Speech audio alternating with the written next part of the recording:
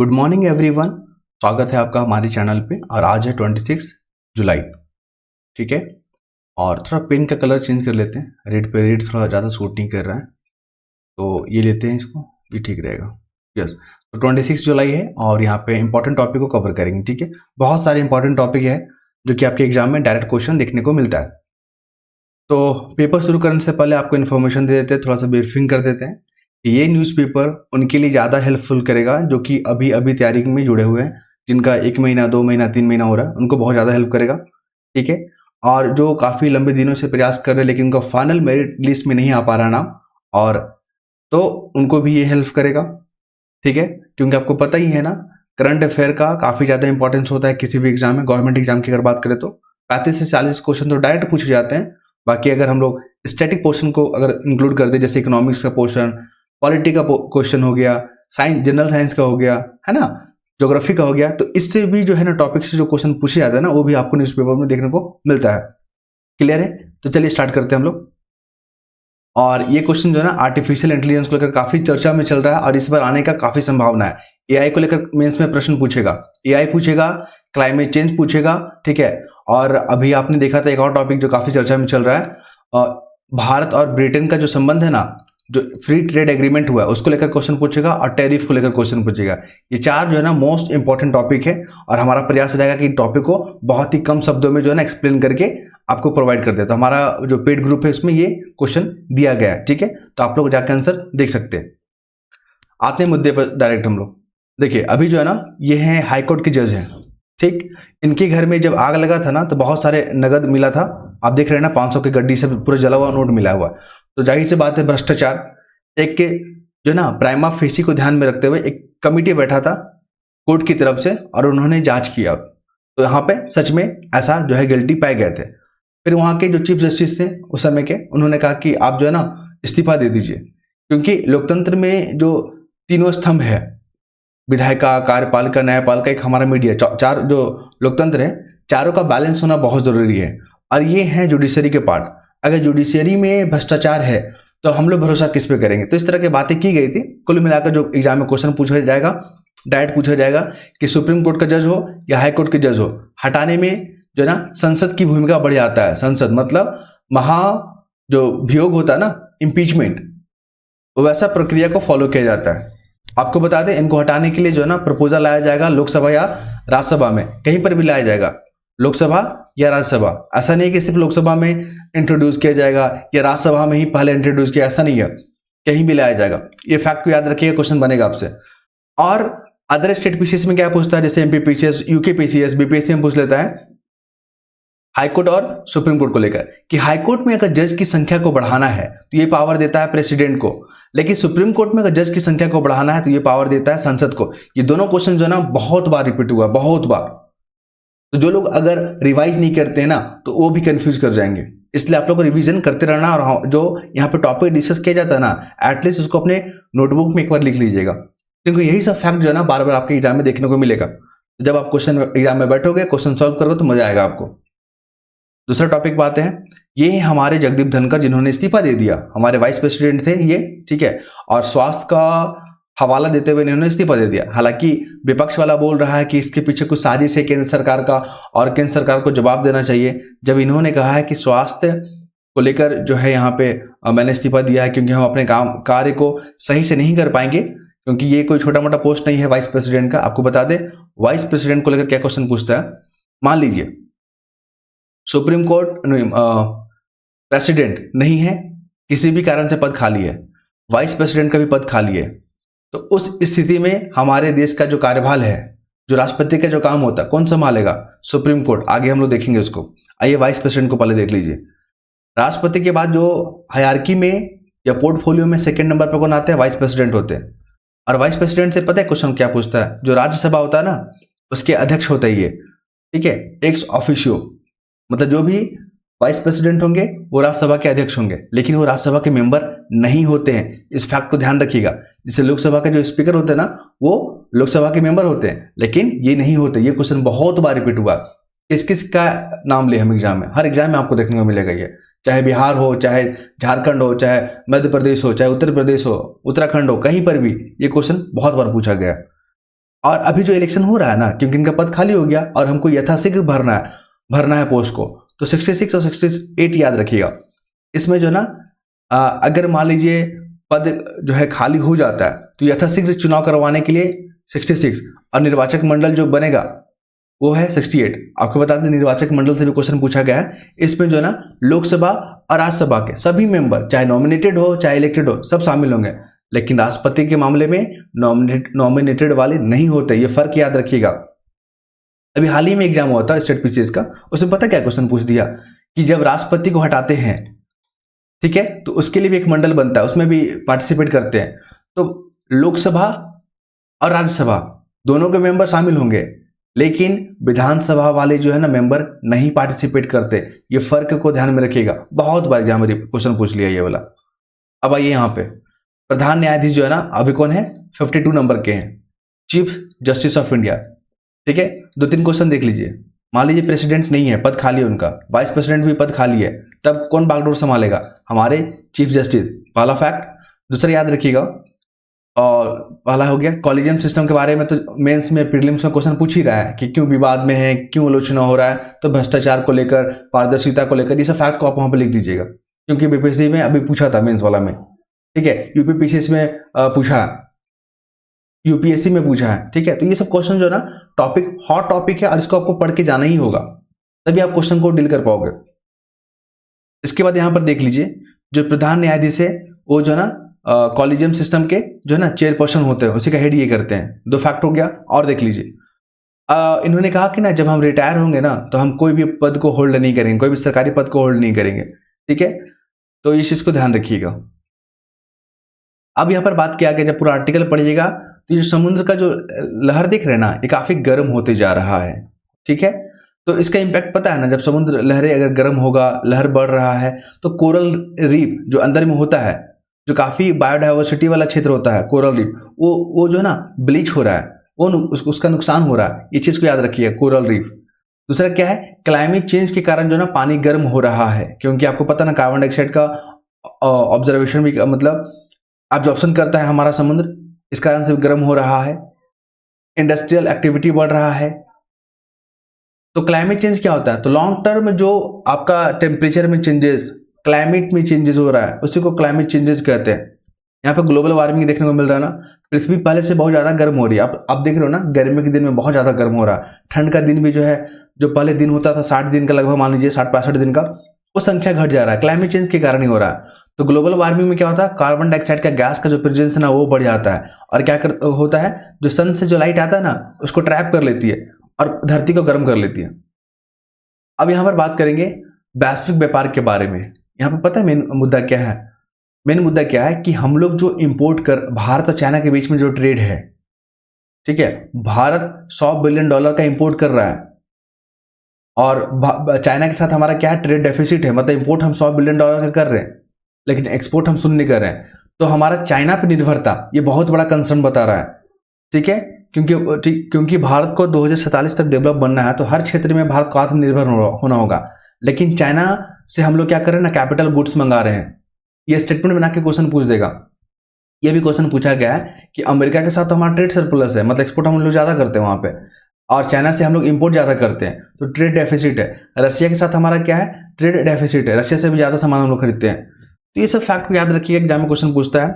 और चाइना के साथ जो हम लोग प्रोडक्ट मंगा रहे हैं ना, वो कैपिटल गुड मंगा रहे हैं, क्योंकि हमको मैन्युफैक्चरिंग में यूज करना होता है, एनर्जी सेक्टर में यूज करना होता है, हमको परमाणु सेक्टर में यूज करना होता है। तो चाइना पर निर्भरता सही नहीं है। हमारे जो लेखक है उन्होंने कहा कि चाइना पर निर्भरता सही नहीं है, और जो नीति निर्धारक लोग हैं उनको इस विषय पे गंभीर करना चाहिए। हम लोग देखिए ना, $100 बिलियन का हम लोग इंपोर्ट कर रहे हैं, कहाँ से, चाइना से, और एक्सपोर्ट हम लोग 0 कर रहे हैं। तो इतना बड़ा गैप सही नहीं है, क्योंकि हमारा रक्षा बजट ही $78 बिलियन का है।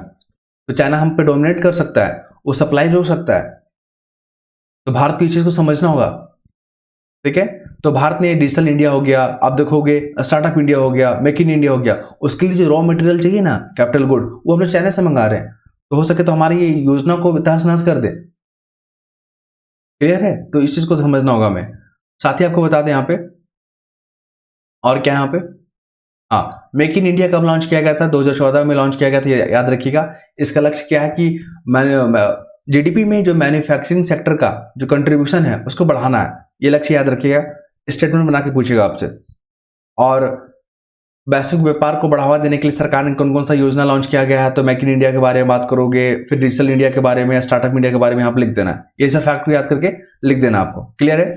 और एक जो है ना 2006 में एक बना था कि विनिर्माण क्षेत्र को अर्थव्यवस्था में अंशदान तकरीबन 15 से 16% आगे बढ़ाने पर नहीं हो रहा है। देखिए 2006 में ना ये बना था राष्ट्रीय विनिर्माण प्रतिस्पर्धात्मक परिषद काउंसिल बना था। ये फैक्ट को आप याद रखेंगे, क्वेश्चन पूछेगा। अब यहां पर बात करेंगे सुप्रीम कोर्ट ने। हाँ, सुप्रीम कोर्ट ने कहा है कि एक मामला था जिसमें होता है जो महिलाएं लोग अपने पति और अपने पति वाले जो होते हैं मेंबर ससुराल वाले, उन पे जो है दहेज प्रथा का आरोप लगा के जो है ना केस करवाती है। आपने इस तरह के जो है केसेस सुना होगा। कई मामले में सही होता है कि हाँ महिलाओं को प्रताड़ित किया जाता है दहेज के नाम पे, क्योंकि कुछ लालची लोग हैं हमारे समाज में जो महिलाओं को प्रेशर करते हैं कि तुम जो है अपने घर से पैसा लेके आओ, दहेज लेके आओ, इस टाइप का जो है डिमांड की जाती है। ये सच है। और अगर नहीं दे पाती है महिला तो उसका मर्डर कर दिया जाता है या उसको जला दिया जाता है। इस तरह के कृत्य देखने को मिलते हैं। आप देखोगे ना तो सच ही होता है ये घटना। लेकिन कुछ मामले में महिलाएं जो है ना मिसयूज करती है इस पावर का, ठीक है। पति और उनके पति का जो घरवार होता है उसको परेशान करने के लिए सब एक केस जो ना करवा देती है, मतलब FIR दर्ज करवा देती है कि हमें परेशान किया जा रहा है, दहेज मांगा जा रहा है, प्रताड़ित किया जा रहा है, मारा पीटा जा रहा है। कई मामलों में सही होता है लेकिन कुछ मामलों में बहुत जो है ना पुरुषों को फंसाया जाता है। तो इसी में सुप्रीम कोर्ट ने कहा है कि अगर ऐसे मामले आते हैं पुलिस को, तो पुलिस को जो है ना सावधानी बरतनी चाहिए, तुरंत परिवार वाले को अरेस्ट नहीं करना चाहिए, ठीक है। आप थोड़ा जांच पड़ताल करके वहां पे अरेस्ट करो, क्योंकि यहाँ पे महिलाएं को अक्सर देखा गया है न्यूज़पेपर में कि इसका मिसयूज हो रहा है। और पति परेशान होकर आपने देखा ना कितना जो बीटेक वाला जो इंजीनियर था जो फांसी लगा लिया था, फिर अपने आप को खत्म कर लिया। तो इस तरह के न्यूज आपको देखने को मिलेगा। तो सुप्रीम कोर्ट ने इस पर चिंता जाहिर किया। क्वेश्चन पूछ सकता है आपसे कि अभी दहेज प्रताड़ना जो है ना कई मामलों में है झूठा साबित हो रहा है और महिलाएं इसका मिसयूज करती है। सुप्रीम कोर्ट ने कहा कि महिला पर भी FIR करवाइए अगर इस तरह के झूठे केस दर्ज होते हैं तो, ठीक है। तो हमें जागरूक रहना है इस तरह के मुद्दे पे। कहीं भी अगर ऐसे पेपर में मौका मिले, महिलाएं कौन सी चैलेंजेस फेस कर रही है, तो आप दहेज प्रथा के बारे में ले सकते हो वहाँ पे, ठीक है। आप देखोगे कि महिलाएं जो काम करती है जिस जगह पे, वहाँ पे भेदभाव होता है, उनको प्रमोशन मिलने में दिक्कत होता है, उनको सैलरी में दिक्कत होता है। आप देखोगे जहाँ पे काम करती है ना वहाँ पे सुरक्षित माहौल नहीं होता है, कभी भी कुछ हो सकता है घटना, इस तरह का डर बना हुआ रहता है। आप देखोगे पितृसत्तात्मक जो सोच है जहाँ पे पुरुषों को प्राथमिकता दी जाती है, इस तरह की महिलाएं फेस करती है प्रॉब्लम। अगर आप देखोगे यहाँ पे गरीबी या आपदा आता है तो महिलाएं ज़्यादा फेस करती है, ठीक है, क्योंकि उनको घर भी संभालना होता है, जॉब भी संभालना होता है। तो महिलाएं बेहतर काम करती है, लेकिन कुछ महिलाएं जो होती है ना कुछ खराब भी काम करती है, जिससे पूरा का पूरा महिला समाज खराब हो जाती है। चलिए अब बात करेंगे यहाँ पे हमारे कृषि मंत्री है। अभी जो फ्री ट्रेड एग्रीमेंट हुआ है ब्रिटेन के साथ, तो किसानों को कैसे लाभ पहुंचेगा। तो यहाँ पे किसानों को हितों को पूरा ध्यान रखा गया है। जो हम लोग एक्सपोर्ट करते हैं ना ब्रिटेन में, तो 99% पे अब हमको टैरिफ नहीं देना पड़ेगा। पहला ये, इससे क्या होगा, जो किसान वर्ग जो किसानी कर रहे हैं वो अपने प्रोडक्ट को अब बाहर भेज पाएंगे। पहला ये, जो युवा लोग किसानी काम नहीं करना चाह रहे थे वो लोग जुड़ेंगे, जो किसान इस काम को छोड़ना चाहते थे वो लोग जुड़ेंगे, हमारे युवा को रोजगार मिलेगा, ठीक है। GDP में जो है एग्रीकल्चर सेक्टर का कंट्रीब्यूशन बढ़ेगा, जो किसानों के सामने डबल इनकम जो चैलेंजेस है उसमें बढ़ोतरी होगा, किसानों को सही दाम मिल पाएगा। तो ये सब चीज़ को ध्यान में रखना आपको, अच्छी अच्छी बातें को यही सब आपको मेंस में लिखना होता है। यहाँ पे हमारे RBI गवर्नर संजय मल्होत्रा, अभी किसी का जो है ना एग्जाम हुआ था, मुझे याद नहीं आ रहा है, स्टेट PCS का हुआ था, डायरेक्ट RBI के गवर्नर का नाम पूछ दिया। तो अभी आपने देखा है संजय मल्होत्रा है, उनका नाम याद रखिएगा। और इसका अपॉइंटमेंट कौन करता है ये भी क्वेश्चन पूछा गया है, तो केंद्र सरकार करती है। वहाँ पे पहला ऑप्शन राष्ट्रपति लिखा हुआ था, वो गलत हो जाएगा। और बैंक का काम को पता है ना, इन्फ्लेशन को कंट्रोल करना होता है। इन्फ्लेशन क्या होता है, सपोज कीजिए कि पहले आप 100 रुपये में ना 10 आम खरीदते थे, अब आपको यही 10 आम के लिए आपको ना 150 रुपये देना पड़ रहा है, तो यही इन्फ्लेशन हो गया, ठीक है। पैसे का जो परचेजिंग पावर है ना वो घट गया, सामान तो आपको नहीं मिल रहा लेकिन ज़्यादा पे करना पड़ा, तो इसी को इन्फ्लेशन बोलते हैं। और इसको केंद्र सरकार भी कंट्रोल करती है और RBI भी करती है। RBI जो नीति बनाती है इसको मॉनेटरी पॉलिसी कहते हैं, जो केंद्र सरकार बनाती है इसको फिजिकल पॉलिसी कहते हैं। ये फैक्ट को याद रखिएगा, बहुत बार एग्जाम में रिपीट करता है ये वाला। और कुछ खास? हाँ, अभी जो ब्रिटेन के जो प्रधानमंत्री हैं, मैं बार बार इसका जिक्र करता हूं ताकि आप लोग याद कर ले इस चीज को, कि जो कियर स्टारमर हैं वो किस पार्टी से जुड़े हुए हैं? Labour party. लेबर पार्टी से ये क्वेश्चन पूछा गया, अभी हाल के एग्जाम हुआ था उसमें पूछ लिया ये वाला। यहां पर आइए, कुछ कुछ नेता का, जैसे डोनाल्ड ट्रंप का पार्टी का नाम याद रख लीजिएगा, है ना। ब्रिटेन के जो है उसका नाम याद रखिए। कनाडा के जो प्रधानमंत्री है लिबरल पार्टी से जुड़े हुए हैं वो, कार्नी कुछ करके नाम था उनका, कार्नी करके, ठीक है, वो भी याद कर लीजिएगा। इस तरह के क्वेश्चन पूछे जा रहे हैं। अभी जो है ना डॉलर के मुकाबले जो डॉलर हो गया और भारत का जो रुपया हो गया उसके कंपेयर पूछ लेता है एग्जाम में क्वेश्चन। अभी 86.52 है, मतलब अगर आपको $1 खरीदना है ना तो 86 रुपया 52 पैसा आपको पे करना पड़ेगा, ठीक। तो जो डॉलर है, जो हमारा रुपया है, जो घटता है बढ़ता है, उसके पीछे के कारण जैसे कि वैश्विक स्तर पे जो कच्चे तेल का दाम घटना बढ़ना, ये भी इफेक्ट करता है। जो घरेलू बाजार में जो डिमांड है उस पर भी जो है निर्भर करता है, वैश्विक व्यापार पे निर्भर करता है। ओके, ये चीज को याद रखिएगा। साथ में युआन, येन, डॉलर, पौंड, यूरो कंपेयर पूछता है। यूरो अभी कितना चल रहा है? 101 रुपए के आसपास, ठीक है। युआन जो है ना लगभग 12 रुपए के आसपास चल रहा है। येन है ना 0.50 के आसपास चल रहा है। डॉलर 86 के आसपास चल रहा है।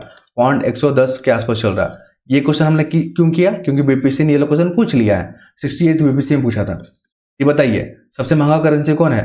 तो जो लोग पढ़े नहीं थे, जो लोग तो कुछ भी मार के आ जा रहे हैं, लेकिन इसका आंसर क्या हो जाएगा? पौंड स्टेरलिंग, ठीक है।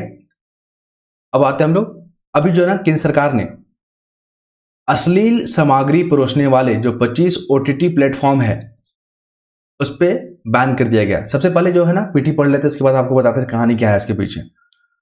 25 ओटीटी जो प्लेटफॉर्म होता है, ये ओटीटी का फुल फॉर्म याद रखिएगा, ओवर द टॉप होता है, ओवर द टॉप। ये क्वेश्चन पूछा गया है।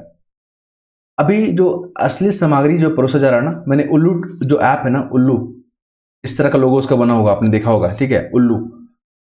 इसमें क्या हो रहा था, जो महिलाओं की जो गरिमा है, महिलाओं का जो डिग्निटी है, उसके साथ खिलवाड़ हो रहा था। महिलाओं को ऐसे ऐसे कपड़े पहना के वहां पे प्रदर्शन करवाए जा रहे थे ना रियलिटी शो के नाम पे। कि जब इसका जो है ना, इस मुद्दा को महिला विमेन जो मतलब है ना राष्ट्रीय महिला आयोग, उसने भी बोला था कि आप इस तरह की हरकत बंद नहीं कीजिएगा ना तो आप कानूनी कार्रवाई करेंगे। और सरकार ने आईटी एक्ट 2000 के तहत 25 ओटीटी प्लेटफॉर्म को जो है ना बंद कर दिया, क्योंकि ये लोग अश्लील सामग्री परोस रहे हैं। हमारी युवा, आपको पता है ना भारत में युवा सबसे अधिक है, और अगर युवा इस तरह की सामग्री परोसा जाएगा तो हमारे समाज पे क्या नेगेटिव इंपैक्ट पड़ेगा। महिलाओं के जो प्रति जो हमारा गरिमा है उसको कितना नुकसान पहुंच रहा है। और यहाँ पे महिलाओं को भी खुद समझना चाहिए कि मॉडल के नाम पे या आप अपने आप को मॉडर्नाइजेशन के नाम पे, जैसे नहीं होता है कि कुछ महिला लोग होती है ना ज़्यादा पढ़ी लिखी होती है तो वो लोग अपने आप को बेहतर दिखाने के नाम पे ना या फ्रीडम ऑफ स्पीच के देते हुए अश्लील सामग्री परोसती रहती है। अभी आपने देखा था उत्तर प्रदेश का ही एक वीडियो वायरल हो रहा था, उसमें 2 महिलाएं थी जो कि अश्लील सामग्री परोस रही थी और उसको पैसे मिल रहे थे बाहर से कि आप इस तरह के जो है ना रील बनाओ और युवाओं को आप क्या करो, इधर चीज़ों में फंसा के रखो, तो बाहर से फंडिंग मिलता है ये लोगों को। तो इस तरह की चीज़ें जो है ना बैन होना चाहिए हमारे समाज में, क्योंकि हमारे समाज में महिलाओं का एक उच्च स्थान है। तो सरकार के ये कदम किस तरह कारगर हैं, सही हैं, ठीक है, इस तरह का मेंस में क्वेश्चन पूछेगा तो आपको बता देना चाहिए कि हमारे समाज जो है ना सौहार्दपूर्ण बना रहे, हमारे युवा जो है सही कामों की ओर फोकस करें। तो उसको ध्यान में रखते हुए इस तरह के जो सामग्री को बैन किया गया है। और यहाँ पे बात करेंगे क्या है, हाँ, अभी सरकार ने जो ना एक योजना लॉन्च किया है, उस योजना का नाम याद रखिएगा। डायरेक्ट क्वेश्चन मेंस में पूछेगा 8 से 10 नंबर में कि आप इस पर टिप्पणी करें या इस पर प्रकाश डालें। प्रधानमंत्री विकासशील भारत रोजगार योजना, ये जो स्कीम है ना 1 अगस्त 2025 से लागू होगा। पहला ये कौन मंत्रालय जारी किया है? श्रम मंत्रालय। 2 फैक्ट हो गया। कितना करोड़ यहाँ पे रोजगार जनरेट किया जाएगा? 3.5 करोड़, ठीक। कितने साल में? 2 साल में। 4 फैक्ट हो गया। किसने मंजूरी दिया? तो केंद्रीय प्रधानमंत्री की अध्यक्षता में केंद्रीय मंत्रिमंडल ने जो है इसका जो है यहाँ परमिशन दिया है, ठीक है। इसके बारे में आपसे शॉर्ट क्वेश्चन के लिए पूछ लेगा तो 4-5 पॉइंट भी अगर याद होगा तो आप क्वेश्चन को अच्छे से डील कर लोगे। लास्ट में कंक्लूजन लिख दोगे कि हाँ भारत जो है को 2047 में अगर डेवलप कंट्री बनना है तो रोजगार पे जो है काफ़ी अच्छा फोकस करना होगा, तो इसी दिशा में ये कदम उठाया गया था। फिर आप देखोगे कि बेरोजगारी बहुत बड़ा समस्या है, तो इसको ध्यान में रखकर जो है सरकार ने इस कदम को उठाया, जो कि काफ़ी सराहनीय है। इस तरह का कंक्लूजन आपको लिख देना वहाँ पे। नेक्स्ट मूव करें तो देखिए फिलीपींस में आया है तूफान। इस तूफान का नाम याद रखिए कोमे। ठीक है, फिलीपींस में आया है कोमे, ये फैक्ट याद रखेंगे, डायरेक्ट क्वेश्चन पूछ लेता है। अभी हमारे प्रधानमंत्री जी ब्रिटेन के बाद गए हैं मालदीव, और आपको पता ना भारत और मालदीव के बीच में 2023 में कुछ विवाद हो गए थे, तनाव हो गए थे काफी, इंडिया आउट कैंपेन के माध्यम से। क्वेश्चन पूछ सकता है कि इंडिया आउट कैंपेन किस देश ने चलाया था, तो मालदीव ने चलाया था।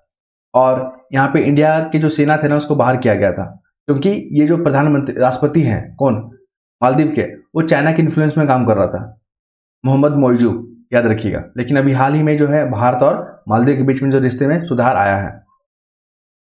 और यहाँ पर देखोगे तो कृषि के क्षेत्र में मौसम विज्ञान, डिजिटल सार्वजनिक अवसंरचना, यूपीआई, भारतीय फार्माकोपियो, ये सभी जो है ना सेक्टरों पे बातचीत चल रहा है। आप देखोगे यहाँ पे भारत ने फंड भी दिया है कि आप वहाँ पे बुनियादी ढांचे का विकास करो, 4850 करोड़ रुपए का, ये भी ध्यान रखेंगे आप। ये क्या है आपसे क्वेश्चन पूछेगा ना, अभी 2021 में ना अमेरिका का जो कैपिटल हिल है, वो जगह याद रखिएगा जहाँ पे संसद भवन है उसका, मतलब वहाँ पे पार्लियामेंट है, तो वहाँ पे हमला हुआ था 2021 में। तो उसके जो गार्ड थे, सिक्योरिटी थे, उन पे मामला चल रहा था। ठीक है, उनको बर्खास्त कर दिया गया था जब गार्ड ने बोला कि हमने बहुत भी बेहतर काम किया था, मुझे क्यों निकाला गया, इस तरह के मामले चल रहा था। क्वेश्चन यहाँ से नहीं पूछेगा, पूछेगा कैपिटल हिल जो चर्चा में रहा था वो क्या है, तो अमेरिका का सांसद है, सांसद भवन है, इसको याद रखेंगे। अभी देखिए क्वेश्चन यहाँ से आएगा कि नहीं आएगा मुझे नहीं पता, लेकिन हम चाहते हैं कि इसके बारे में आप जानकारी रखें, क्योंकि ये काफ़ी वायरल भी हुआ था।